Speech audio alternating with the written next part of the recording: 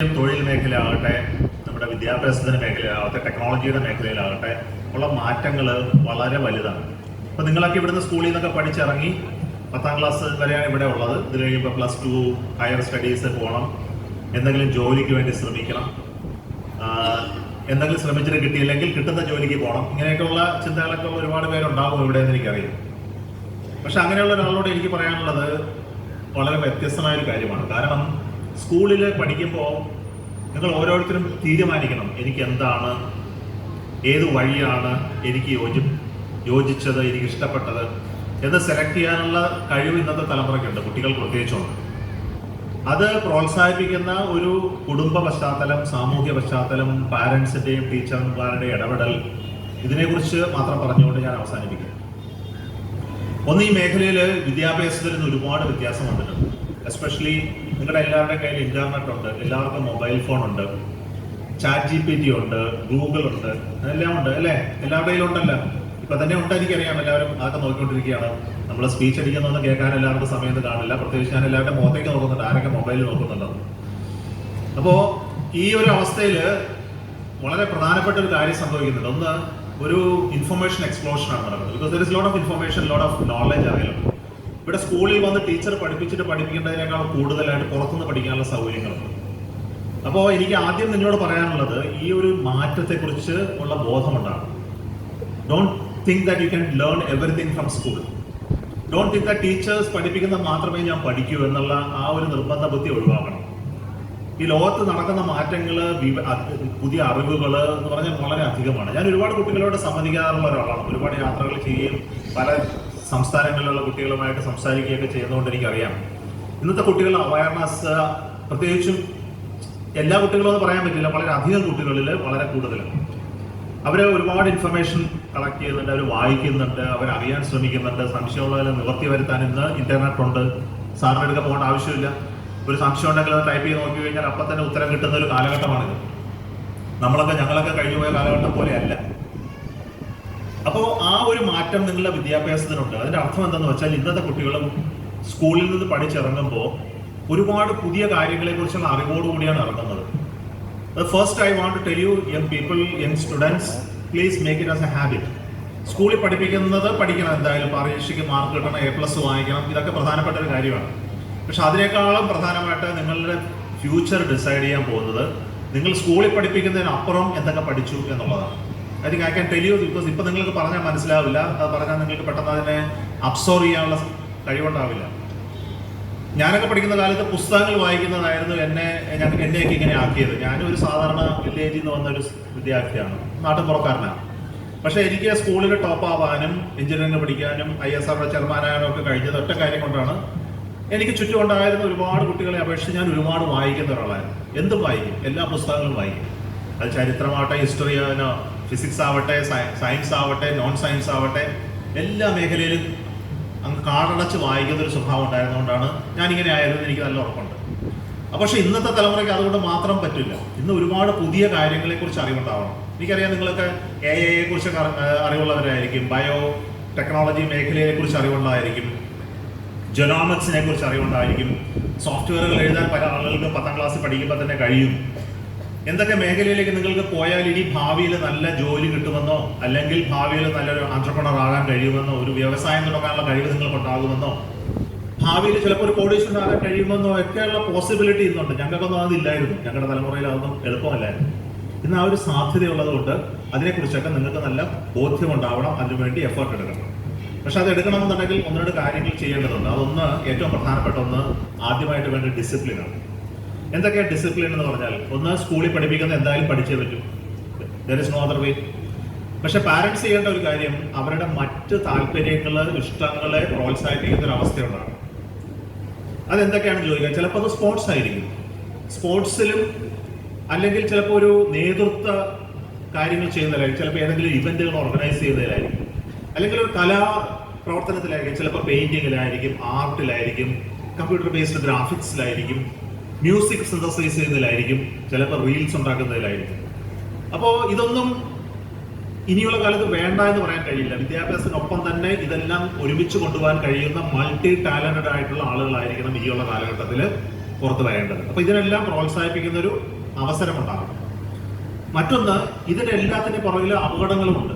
നിങ്ങൾക്ക് വളരെ അറിയാം. പ്രത്യേകിച്ച് നിങ്ങൾ ഈ കാണുന്ന മൊബൈൽ ഫോണുകൾ, ഇന്റർനെറ്റ്, സോഷ്യൽ മീഡിയ, എൻ്റെയൊക്കെ പ്രധാന പ്രശ്നം എന്ന് പറയുന്നത് നിങ്ങൾക്ക് ഒരു ഇൻഫർമേഷൻ ഓവർലോഡ് ഉണ്ടാവുകയാണ്. ഒരുപാട് കാര്യങ്ങൾ കിട്ടും. അപ്പോൾ ഇത് എന്തിലാണ് കോൺസെൻട്രേറ്റ് ചെയ്യുക എന്നുള്ളത് പല ആളുകൾക്കും ഇപ്പോൾ വലിയ പ്രയാസമാണ്. പുസ്തകം വായിച്ചു തുടങ്ങി കഴിഞ്ഞാൽ 10 മിനിറ്റ് കഴിയുമ്പോൾ തന്നെ അതിൽ ശ്രദ്ധിക്കാൻ കഴിയാതാവുക. എനിക്ക് പെട്ടെന്ന് ഫോൺ നോക്കണമെന്നൊരു തോന്നൽ, ആരോ എന്നെ വിളിച്ചിട്ട് എന്തോ മെസ്സേജ് അയച്ച് കാണും എന്നുള്ള ഒരു ടെംപ്ടേഷൻ ഉണ്ടാവുക. ഏതെങ്കിലും ഒരു കാര്യത്തിൽ ഫോക്കസ് ചെയ്യാനുള്ള കഴിവ് വിദ്യാർത്ഥികൾ കുറയുക. അതിൻ്റെ ഒരു ഡിസിപ്ലിൻ ഉണ്ടാക്കണം. ഞാൻ നോക്കില്ല എന്ന് തീരുമാനിച്ചാൽ നോക്കില്ല എന്ന് തീരുമാനിക്കാനുള്ള മനസ്സിലൊരു കപ്പാസിറ്റി ഉണ്ടാകണം. 2, എൻ്റെ ജീവിതത്തിൽ ഞാൻ ഇന്ന സമയങ്ങൾ ഇന്ന പ്രവൃത്തിക്ക് വേണ്ടി മാറ്റിവെക്കും. സ്പോർട്സിന് മുടക്കാൻ ഞാൻ തീരുമാനിച്ചിരിക്കുന്ന രാവിലെയും വൈകുന്നേരവും കളിക്കാൻ പോകില്ല, ആ സമയത്ത് കളിക്കാൻ പോയിരിക്കും എന്ന് നിങ്ങൾ തീരുമാനിക്കണം. മൊബൈൽ ഫോണിൽ ചുമ്മാ നമ്മൾ റീൽസ് കണ്ട് സമയം കളയുന്ന സ്വഭാവം കാണുന്നതിന് തെറ്റൊന്നുമില്ല, കുറച്ചൊക്കെ കണ്ടോളൂ. പക്ഷെ അത് 1 മണിക്കൂർ നേരവും 2 മണിക്കൂർ നേരവും കാണുന്ന സ്വഭാവങ്ങൾ ഉണ്ടാകുന്നുണ്ടെങ്കിൽ അത് അപകടകരമായ ഒരു അവസ്ഥയിലേക്ക് നിങ്ങളെ കൊണ്ടെത്തും. മറ്റു മാത്രമല്ല, അതിനകത്ത് ഒരുപാട് നിങ്ങളെ ഇൻഫ്ലുവൻസ് ചെയ്യാൻ പറ്റുന്ന ഒരുപാട് സൊസൈറ്റിയിലും കുഴപ്പങ്ങളുണ്ട്. അതിൽ ഏറ്റവും പ്രധാനപ്പെട്ട ഒന്നാണ് ഡ്രഗിന്റെ ഉപയോഗം. അതിന്ന് നമ്മുടെ സമൂഹത്തിൽ വലിയതായിട്ട് അഫക്റ്റ് ചെയ്യുന്ന ഒന്നാണ്. അതിൽ നിന്ന് മാറി നിൽക്കാൻ കുട്ടികളെ പ്രോത്സാഹിപ്പിക്കണം. അതെങ്ങനെ പ്രോത്സാഹിപ്പിക്കും? പറഞ്ഞു കൊടുത്തു കഴിഞ്ഞാൽ അവർ വിചാരിക്കും എനിക്ക് എന്തായാലും ഒന്ന് ട്രൈ നോക്കിയിട്ട് ഞാൻ മാറി നിന്നോളാം, എനിക്കൊന്നും അറിയണ്ടേ. അപ്പോൾ ഇതിന്റെ അപകടത്തെക്കുറിച്ച് പലപ്പോഴും ചെറുപ്പത്തിൽ, പ്രത്യേകിച്ച് മാതാപിതാക്കൾ അത് വഴക്കിടുന്ന രീതിയിൽ പറഞ്ഞാൽ മനസ്സിലാക്കാൻ ഇന്നത്തെ തലമുറയ്ക്ക് സാധ്യമല്ല, ഒരിക്കലും അല്ല. കാരണം അവരത് ആ വയസ്സിന്റെ ആ പ്രായത്തിന്റെ സ്വഭാവമാണ്, റിബൽ നേച്ചർ എന്നുള്ളത്. അപ്പോൾ മാതാപിതാക്കൾ അതിനെക്കുറിച്ച് ബോധമുണ്ടാവുകയും അതിനെ സൗമ്യമായിട്ട് അതിനെക്കുറിച്ച് പറഞ്ഞു കൊടുക്കാൻ കഴിയുകയും എങ്ങനെ ഒരു അഡിക്റ്റ് ആകാൻ സാധ്യതയുണ്ടെന്ന് മാത്രം ഉദാഹരണങ്ങൾ കാണിച്ചു കൊടുക്കാൻ കഴിയുകയും ചെയ്താൽ കുട്ടികൾക്ക് സ്വയം ബോധ്യത ഉണ്ടാവും. ആ സ്വയം ബോധ്യമാകുക എന്നുള്ളത് വളരെ പ്രധാനപ്പെട്ട ഒന്നാണ്. അപ്പോൾ 3ാമത്തെ കാര്യം എനിക്ക് പറയാനുള്ളത്, നിങ്ങളുടെ കരിയർ ഗോളുകളെ കുറിച്ചുള്ള ഒരു ധാരണ ഉണ്ടാകുക എന്നുള്ളതാണ്. ഇപ്പോൾ 10ാം ക്ലാസ് കഴിഞ്ഞാലും +2 കഴിഞ്ഞാലും എന്ത് പഠിക്കണം, എങ്ങനെ പോകണം, ഏത് മേഖലയിലേക്ക് ഞാൻ പ്രവർത്തിക്കാൻ പോകണം, ഇതിനെക്കുറിച്ചൊക്കെ പല കുട്ടികൾക്കും ഒരുപാട് ധാരണക്കുറവുകളുണ്ട്. പലപ്പോഴും ഞാൻ ശ്രദ്ധിച്ചിട്ടുണ്ട്, ഇന്ന് കേരളത്തിൽ നിന്ന് വരുന്ന ഒരുപാട് വിദ്യാർത്ഥികൾ മറ്റേതൊരു സ്റ്റേറ്റിലെ വിദ്യാർത്ഥികളെക്കാളും കഴിവുണ്ടെങ്കിൽ പോലും, വളരെയധികം കഴിവുണ്ടെങ്കിൽ പോലും, ഒരു കോമ്പറ്റേറ്റീവ് എക്സാമിനേഷന് പാസ്സായി നല്ലൊരു ജോലി, കേന്ദ്ര ഗവൺമെന്റ് ജോലിയാവട്ടെ, ശാസ്ത്ര സാങ്കേതിക മേഖലയിലുള്ള ജോലികളാവട്ടെ, പ്രൈവറ്റ് മേഖലയിലുള്ള ജോലികളാവട്ടെ, കിട്ടാനായിട്ടുള്ള കഴിവ് തെളിയിക്കാൻ ഇന്നത്തെ കേരളത്തിലെ കുട്ടികൾക്ക് ആവറേജ് നോക്കുമ്പോൾ കഴിവ് കുറവാണ് എന്ന് ഞാൻ കാണുകയാണ്. കഴിഞ്ഞ റിസൾട്ട് പല എക്സാമിനേഷനുകളും, നാഷണൽ എക്സാമിനേഷനുകളിലും റിസൾട്ട് പരിശോധിച്ചു കഴിഞ്ഞാൽ ചില സ്ഥലങ്ങളിൽ അല്ലാതെ ഇത്തരം ഹൈ ആളുകൾ കയറുന്ന, പ്രത്യേകിച്ച് സിവിൽ സർവീസ് പോലെയുള്ള പരീക്ഷാ മേഖലകളിൽ കേരളത്തിലെ ചില സ്ഥലങ്ങളിൽ കോച്ചിങ് സെന്ററിൽ നിന്ന് കുറച്ച് പേരുകളൊക്കെ വരുന്നുണ്ട്. പക്ഷെ ഒരു പൊതുവെ നോക്കിക്കഴിഞ്ഞാൽ അത് കുറവാണ്. ഈ ഇദ്ദേഹം പറയുന്ന പോലെയുള്ള ഡിഫൻസ് മേഖലയിൽ ആളുകളുടെ റിക്രൂട്ട്മെന്റുകളുടെ എണ്ണം ഹൈ ലെവൽ ജോബുകളിൽ കുറവാണ്. ISROയിൽ പോലും ഇന്ന് മലയാളികൾ കടന്നു വരുന്നതിന്റെ എണ്ണം കുറഞ്ഞിട്ടുണ്ട്, വളരെയധികം കുറഞ്ഞിട്ടുണ്ട്. ഞാൻ കഴിഞ്ഞ കുറച്ച് വർഷങ്ങളായ റിക്രൂട്ട്മെന്റ് സ്റ്റാറ്റിസ്റ്റിക്സ് നോക്കിയപ്പോൾ അത് ISRO മാത്രമല്ല, അതുപോലെയുള്ള ശാസ്ത്ര സാങ്കേതിക മേഖലയിലുള്ള പല സ്ഥലങ്ങളിലും, ബയോടെക്നോളജി ആവട്ടെ, ഡിഫൻസ് ആവട്ടെ, അസ്ട്രോണമി, ഫിസിക്സുമായിട്ട് ബന്ധപ്പെട്ട സയൻസ് മേഖലയാവട്ടെ, മാത്തമാറ്റിക്സിലാവട്ടെ, അത്തരം ഇൻസ്റ്റിറ്റ്യൂഷനുകളിൽ മലയാളികളുടെ എണ്ണം വളരെ കുറഞ്ഞു വരുന്നുണ്ട്. ഇതിന്റെ പ്രധാന കാരണം ഈ മേഖലയിലുള്ള പോസിബിലിറ്റിയെ കുറിച്ചുള്ള അറിവ് കുറവ്, അതിനുവേണ്ടി തയ്യാറെടുക്കാനുള്ള കഴിവിന്റെ കുറവാണ്. ഞാൻ ശ്രദ്ധിച്ചിട്ടുണ്ട്. ഇപ്പോൾ ഞാൻ ചെന്നൈ IIT-യിൽ, മദ്രാസ് IIT-യിൽ ഒരു വിദ്യാർത്ഥിയായിരുന്നു എൻ്റെ PhD ചെയ്യാനായിട്ട്. അവിടെ ചെന്നപ്പോൾ 85% വിദ്യാർത്ഥികളും തെലുഗു സംസാരിക്കുന്നവരാണ്. അത് മോശമല്ല, കാരണം ആന്ധ്ര മേഖലയിൽ നിന്ന് എഞ്ചിനീയറിംഗ് പഠിക്കുക എന്നുള്ളത് അവരുടെ ഒരു കുടുംബത്തിന്റെ ഒരു അഭിമാനത്തിന്റെ കാര്യമായിട്ട് അവർ കാണുന്നുണ്ട്. അപ്പൊ അതുകൊണ്ട് ഓരോ വിദ്യാർത്ഥി അവിടെ എങ്ങനെയെങ്കിലും എഞ്ചിനീയറിംഗ്, അത് IIT-യിൽ തന്നെ എനിക്ക് അഡ്മിഷൻ കിട്ടിയേ മതിയാവൂ. അവിടുത്തെ ഓരോ കുടുംബത്തിന്റെ ഒരു അഭിമാനമാണത്. അതിനുവേണ്ടി അവര് അങ്ങേയറ്റം പരിശ്രമിക്കും. മനസ്സിലാക്കിയ കാരണം IIT-യിൽ ഒരിക്കൽ അഡ്മിഷൻ കിട്ടിയാൽ അവന്റെ ജീവിതം പിന്നീട് വളരെ ശോഭനമായി എന്ന് അവർക്കറിയാം. കാരണം അതിനുശേഷം അവൻ ഒരു അമേരിക്കൻ പൗരനായി മാറുകയും അവിടെ റിസർച്ച് സ്റ്റുഡന്റ് ആവുകയും അവിടെ ചിലപ്പോൾ ഫാക്കൽറ്റി ആവുകയും ചിലപ്പോൾ തിരിച്ചു വന്ന് ഇൻഡസ്ട്രി തുടങ്ങുകയും ഒരു ബോഡിവരിയായി മാറുകയും ചെയ്യുന്ന എത്രയോ ആളുകളെ IIT ഗ്രാജുവേറ്റ്സിനെ ആന്ധ്രയിൽ കാണാൻ കഴിയും. അപ്പോൾ ഒരു സംസ്ഥാനത്തിന് അത്ര ഒരു കഴിവുണ്ടാക്കാൻ കഴിഞ്ഞിട്ടുണ്ട്. ഞാൻ ബീഹാറിൽ നിന്ന് കണ്ടിരുന്നു. ബീഹാർ എന്ന് പറഞ്ഞാൽ നമ്മളൊക്കെ വിചാരിച്ചിരുന്നു വളരെ പിന്നോക്കപ്പെട്ട ഒരു സംസ്ഥാനമാണെന്ന്.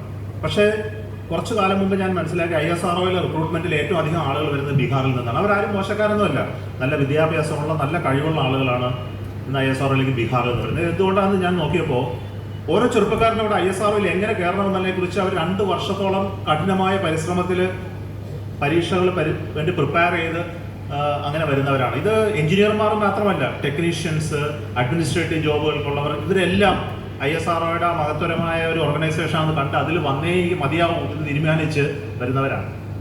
അപ്പോൾ അത്തരൊരു കമ്മിറ്റ്മെന്റ് നൽകാനായിട്ട് മലയാളികൾക്ക് ഇന്ന് വളരെ സമയമില്ല, ആർക്കും അതിനുവേണ്ടി എഫേർട്ട് എടുക്കാനുള്ള ക്ഷമയില്ല. അപ്പോൾ ഇതെല്ലാം നിങ്ങളൊന്ന് മനസ്സിലിരുത്തുക. പ്രത്യേകിച്ച് ഇവിടെയുള്ള കുട്ടികൾ, അത്തരം മാറ്റങ്ങൾ നിങ്ങൾക്ക് വലിയ മാറ്റമുണ്ടാകും. മറ്റൊരു പ്രധാനപ്പെട്ട കാര്യം കൂടി ഞാൻ പറഞ്ഞുകൊണ്ട് അവസാനിപ്പിക്കാം. അതൊന്ന്, ഒരു എന്റർപ്രണർ ആകുക എന്നുള്ളത്. എന്റർപ്രണർ എന്നുള്ള ഇംഗ്ലീഷ് വാക്ക് ഒരു വ്യവസായം, ഒരു പ്രസ്ഥാനം തുടങ്ങാനും അത് മുന്നോട്ട് കൊണ്ടുപോകാനുള്ള കഴിവുള്ള ലീഡേഴ്സ് ഉണ്ടാകുക. അപ്പോൾ അതിന് വേണ്ട ഒരു പ്രധാനപ്പെട്ട ക്വാളിറ്റി, എങ്ങനെ ഒരു ഗ്രൂപ്പുകളെ, തൻ്റെ കുറച്ച് സുഹൃത്തുക്കളെ ഒരുമിച്ച് കൊണ്ടുവന്ന് എന്തെങ്കിലും വ്യവസായം ഒറ്റയ്ക്ക് ചെയ്യാൻ പലപ്പോഴും പ്രയാസമാണ് ഇന്നത്തെ കാലഘട്ടത്തിൽ. കാരണം നിങ്ങൾക്ക് ഒരു കാര്യത്തിൽ സ്കിൽ ഉണ്ടാവും, ഒരു ടെക്നോളജിയെ, ഒരു വ്യവസായത്തെക്കുറിച്ച് അറിയാം, ഫിനാൻസിനെ കുറിച്ച് അറിയുണ്ടാവില്ല, ലീഗൽ ഇഷ്യൂസിനെ കുറിച്ച് അറിയുണ്ടാവില്ല, പൊളിറ്റിക്കലി അതെങ്ങനെ കണക്ട് ചെയ്യണമെന്ന് അറിയുണ്ടാവില്ല.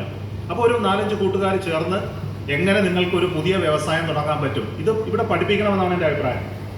അതുപോലെ ഇവരോടൊക്കെ പറഞ്ഞു കൊടുക്കണം എങ്ങനെയാണ് ഒരു വ്യവസായം തുടങ്ങാൻ വേണ്ടി പണം സ്വരൂപിക്കുന്നത്. പലപ്പോഴും ഈ വ്യവസായം തുടങ്ങുന്നവരാരും പണക്കാരല്ല. ടാറ്റാ ബിർള ഗോയങ്കയുടെ മക്കളല്ല പുതിയ വ്യവസായം തുടങ്ങുന്നത്. സ്റ്റാർട്ടപ്പുകൾ തുടങ്ങുന്നതെല്ലാം കോളേജിൽ നിന്ന് വരുന്ന സ്വന്തം കുടുംബത്തിൽ വലിയ പണമൊന്നും ഇല്ലാത്ത ആളുകളാണ്. ഇന്ന് IITയിൽ 100 കണക്കിന് സ്റ്റുഡൻസ് ആണ് സ്റ്റാർട്ടപ്പുകൾ തുടങ്ങിയിരിക്കുന്നത്.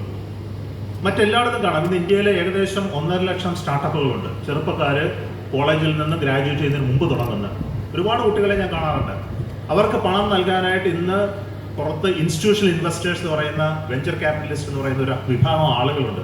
അവരുടെ കയ്യിൽ പണമുണ്ട്, അവരുടെ കയ്യിൽ ഐഡിയ ഇല്ല. അവർക്ക് എങ്ങനെ ഒരു കമ്പനി നടത്തണമെന്നുള്ള കാര്യത്തിൽ ഉത്തരവാദിത്തമില്ല. അവർ പണം നൽകാൻ തയ്യാറാണ്. പക്ഷെ അവരെ നിങ്ങൾ അത് പ്രസന്റ് ചെയ്ത് അവരുടെ കയ്യിൽ പണം വാങ്ങിച്ച് വ്യവസായം തുടങ്ങി നിങ്ങൾക്ക് വിജയിപ്പിച്ച് ആ പണം തിരിച്ചു കൊടുക്കാം ഒരു സമയത്ത്, അല്ലെങ്കിൽ അവരതൊരു ഷെയർ ഹോൾഡറായിട്ട് മാറും. അപ്പോൾ ഇത്തരം വ്യവസായങ്ങൾ തുടങ്ങുന്ന പ്രോസസ്സുകൾ ഇന്ന് ഒരുപാടുണ്ട്. ഗവൺമെന്റിന്റെ ഒരുപാട് സപ്പോർട്ടുണ്ട്, ഇൻസെന്റീവ്സ് ഉണ്ട്, പണം നൽകുന്ന ഒരുപാട് മെക്കാനിസംസ് ഉണ്ട്. അപ്പോൾ ഇതൊക്കെ എങ്ങനെയാണ് കിട്ടുക എന്ന് സ്കൂൾ വിദ്യാഭ്യാസം മുതലേ പഠിക്കണം. ഒരുപാട് സംസ്ഥാനങ്ങളുണ്ട് ഇത്തരം സ്വഭാവമുള്ളവരെ. പ്രത്യേകിച്ച് നിങ്ങൾ ഗുജറാത്തിൽ പോയി നോക്കിയാൽ എല്ലാവർക്കും അതൊരു സ്വഭാവമുണ്ട്. എങ്ങനെ പണത്തെ വർദ്ധിപ്പിക്കാം എന്നുള്ളതിനെ കുറിച്ച് ഓരോരുത്തരും ബോധ്യമുണ്ട്. ഇവിടുത്തെ ഒറ്റ കുട്ടിക്കും ആ ഒരു വിദ്യാഭ്യാസമില്ല. എങ്ങനെ പണത്തെ ഹാൻഡിൽ ചെയ്യാം എന്നതിനെ കുറിച്ച് പലർക്കും അറിവില്ല. പണം എന്ന് പറഞ്ഞാൽ നിങ്ങൾ ഒരുപാട് പണക്കാരനൊന്നും ആവണ്ട. അന്നന്ന് കിട്ടുന്ന കൂലി പോലും എങ്ങനെ എഫക്റ്റീവായിട്ട് നിങ്ങൾക്ക് ഇൻവെസ്റ്റ് ചെയ്യാമെന്നും അത് വർദ്ധിപ്പിക്കാമെന്നും അതെങ്ങനെ നിങ്ങളൊരു ബിസിനസ്സിലോ അതിൻ്റെ ഒരു ലോങ് ടേം പ്ലാനിങ് എങ്ങനെ ചെയ്യാമെന്നും ഇത് വിദ്യാർത്ഥികൾക്ക് അറിഞ്ഞുകൂടാത്ത കാര്യമാണ്. ഈ ഒരു എഡ്യൂക്കേഷൻ നൽകാനായിട്ട് സ്കൂൾ തയ്യാറാവണം എന്ന് എനിക്കൊരു അഭിപ്രായമുണ്ട്. അതിന് പറ്റിയ ആളുകളെ കൊണ്ടുവന്ന് കുട്ടികളോട് പറഞ്ഞു കൊടുക്കണം എങ്ങനെയാണ് ഇൻവെസ്റ്റ്മെന്റ് ഉണ്ടാകുന്നത്, എങ്ങനെയാണ് പണത്തെ ഉപയോഗിക്കേണ്ടത്. പണം എന്ന് പറയുന്നത് നമ്മളെ സംബന്ധിച്ചിടത്തോളം ഏറ്റവും പ്രധാനപ്പെട്ട ഒരു കാര്യമാണ്. കാരണം എന്നാൽ മാത്രമേ പുതിയ കാര്യങ്ങൾ ചെയ്യാനും മറ്റൊരുപാട് പേരെ സഹായിക്കാൻ നമുക്ക് കഴിയുള്ളൂ. അതുകൊണ്ട് പണം ഉണ്ടാക്കുന്നത് ഒട്ടും മോശമായ സ്വഭാവമല്ല. അത്തരം മൈൻഡ് സെറ്റ് മലയാളികളുടെ മനസ്സിൽ നിന്ന് മാറിയേ പറ്റും.